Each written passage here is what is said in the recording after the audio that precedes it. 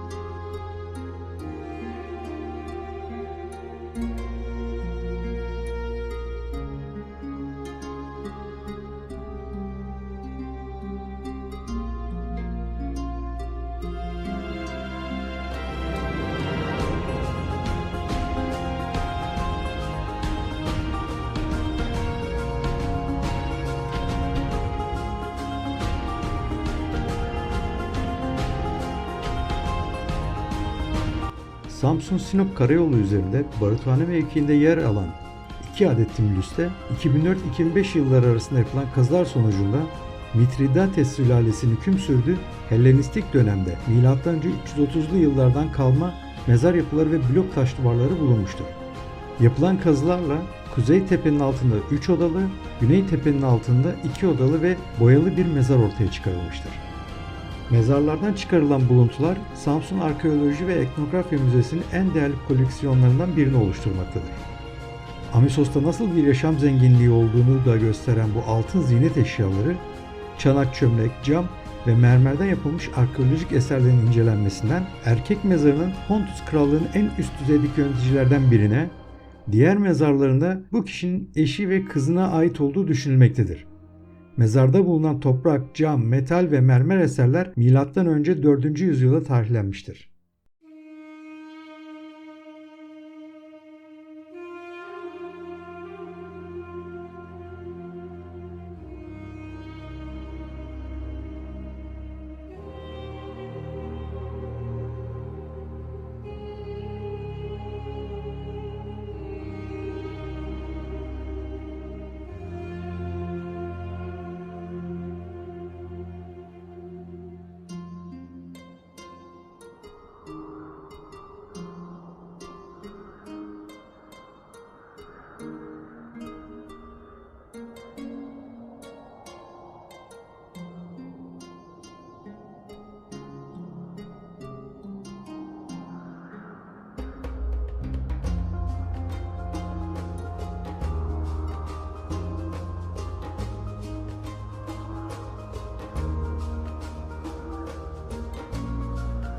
Samsun Kültür ve Tabiat Varlıklarını Koruma Bölge Kurulu'na sunulan bir projeyle bu bölge Açık Hava Arkeoloji Müzesi olarak düzenlenmiş.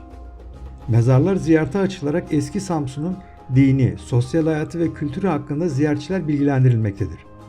Ayrıca bu bölgede çevre düzenlemeleri sonucunda yapılan park ve Amisos kafe vasıtasıyla yerli ve yabancı ziyaretçilere nefis bir manzara karşısında dinlenme fırsatı sağlamıştır.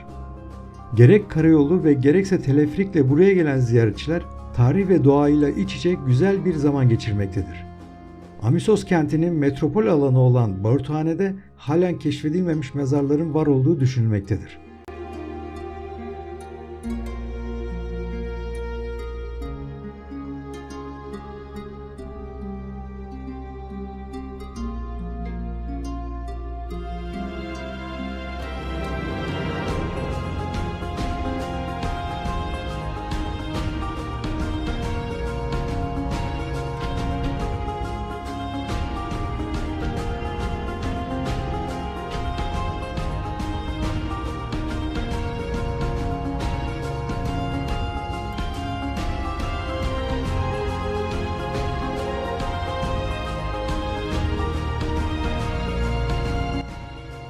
Tümülüs nedir? Tümülüs genelde kral ve kral ailesiyle nadiren soylular için önceden zemin üzerine mezar odası inşa edilerek sonra üstüne yığılan toprak veya taşlarla oluşturulan yapay tepeli anıt mezardır. Tümülüsün boyu, mimari özellikleri ölen kişinin zenginliği, değeri nispetine göre değişir. Tümülüs iç ve dış mimarisi coğrafi şartlar ve zamanın estetik algısına göre de değişiklik arz eder. Ölüler bu mezar odalarında tüm sevdikleri eşyalarıyla birlikte üzerine veya da lahtin içine bırakırlardı. Birden fazla ölünün gömüldüğü ya da birkaç kez gömme yapıldığı da görülmektedir. Antik çağda da mezarlar soyulduğundan emniyet amaçlı sahte tümülüsler yaptığı da görülmüştür.